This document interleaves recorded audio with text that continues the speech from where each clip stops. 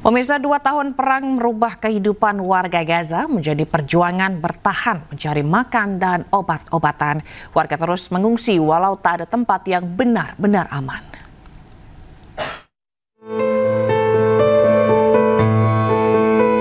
Seperti inilah kondisi Gaza kini dan dulu sebelum dimulainya perang Israel-Hamas yang hingga kini masih berlangsung.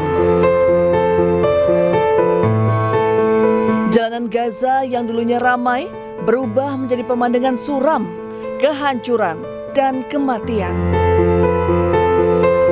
Rekaman arsip menunjukkan kehidupan sehari-hari sebelum serangan yang dimulai sejak 7 Oktober 2023. Warga beraktivitas seperti biasa,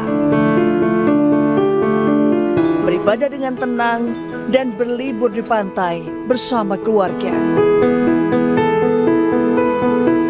Namun kini hanya tersisa potret memilukan. Bangunan-bangunan hancur menjadi puing-puing.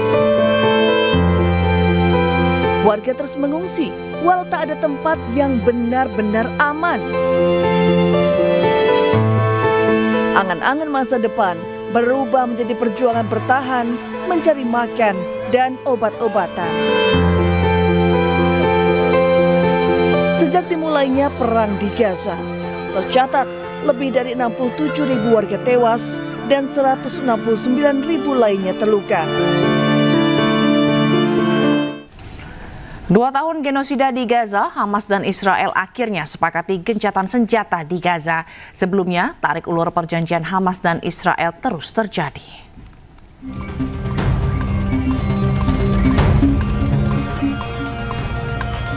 Gencatan senjata pertama sejak serangan Hamas ke Israel pada 7 Oktober 2023 yang dibalas operasi militer besar-besaran oleh Israel berlangsung pada November 2023.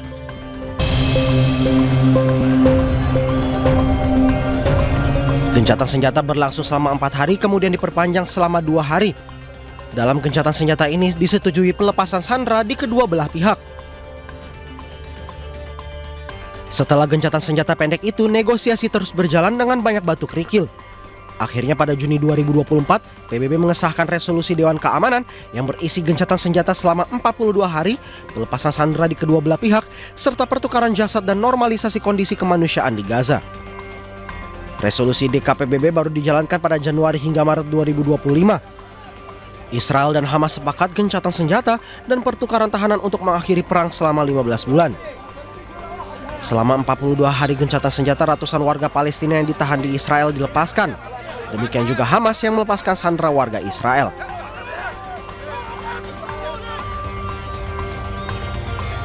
Namun pada 1 Maret 2025, fase 1 gencatan senjata berakhir tanpa perpanjangan formal. Pada 28 Maret, konflik Hamas dan Israel kembali intens. Hingga saat ini atau genap 2 tahun konflik. Presiden Turki Recep Tayyip Erdogan mendesak perdamaian di Gaza, namun ia menyebut serangan Israel sebagai hambatan utama perdamaian. Presiden Turki Recep Tayyip Erdogan menyebut serangan Israel sebagai hambatan utama perdamaian meski negosiasi antara Israel dan Hamas di Mesir terus berlangsung. Hal tersebut ia sampaikan di kantor Presiden Turki Rabu waktu setempat. Erdogan berharap pembicaraan tersebut menghasilkan kesepakatan untuk mengakhiri perang 2 tahun di Gaza.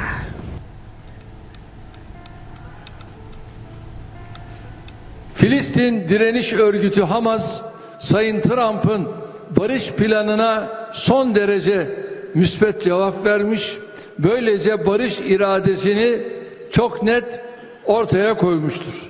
Barışın tüm yükünü Hamas'a ve Filistinlilere yüklemek ne adildir, ne doğrudur, ne de gerçekçi bir yaklaşımdır. Şu anda barışa giden yolun önündeki en büyük engel İsrail'in saldırılarıdır. İsrail, Sayın Trump'ın açık çağrılarına rağmen olumlu atmosferi baltalayan saldırılarına devam etmektedir. Gerçekten barış isteniyorsa İsrail'in saldırıları derhal durdurulmalıdır. Ateşkes ve adil bir barış tüm taraflar için en makul tercihtir.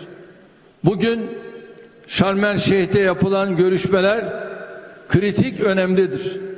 İnşallah güzel bir haber almayı. Memperingati 2 tahun berlangsungnya perang di Gaza, ribuan warga Turki bersorak sambil menyalakan lampu handphone.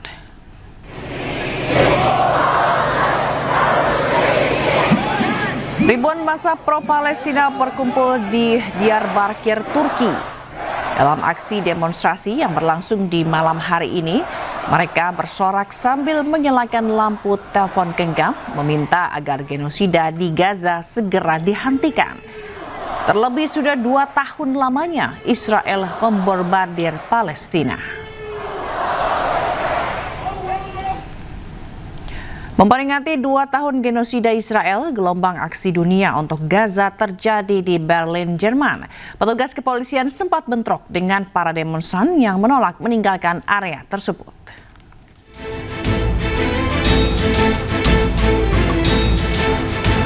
Polisi menangkap para demonstran pro-Palestina di Berlin, Jerman saat membubarkan aksi unjuk rasa memperingati 2 tahun setelah dimulainya perang genosida Israel di jalur Gaza.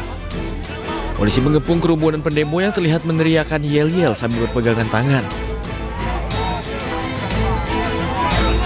Petugas kemudian mulai menyeret para pengunjuk rasa menjauh dari kerumunan dan menahan mereka. Sekitar 500 pengunjuk rasa berkumpul di depan Balai Kota Merah. Alexanderplatz war hier für 18 Uhr an der Weltzeituhr eine Kundgebung angezeigt worden. Diese ist von der Versammlungsbehörde der Polizei Berlin verboten worden. Hintergrund der Entscheidung sind die Verläufe der letzten Kundgebungen, gerade hier auch am Ort. Para demonstran yang menolak meninggalkan area tersebut ditahan polisi karena melanggar undang-undang kebebasan berkumpul. Dilaporkan 1.500 petugas polisi di seluruh ibu kota dikerahkan untuk menjaga ketertiban saat aktivis menggelar demo pro-Palestina. Menara Galata berdiri di Istanbul, Turki, diterangi dengan cahaya yang membentuk warna bendera Palestina. Aksi ini dilakukan sebagai bentuk solidaritas dan dukungan moral yang kuat dari Turki untuk warga Gaza. Dan informasi ini sekaligus menutup iNews siang hari ini. Temukan informasi-informasi terbaru lainnya di www.inews.id. Dan cuplikan tayangan berita iNews dapat Anda saksikan di kanal YouTube @officialinews. Selanjutnya Anda akan menyaksikan Pemimpin Rakyat bersama Kevin Pakan. Dan update informasi terbaru Anda dengan berita-berita aktual juga hangat dan sejukkan dulu dengan air mineral yang murni dan alami. Saya Fazilah Khairunisa pamit undur diri, selamat beraktivitas, terima kasih dan sampai jumpa.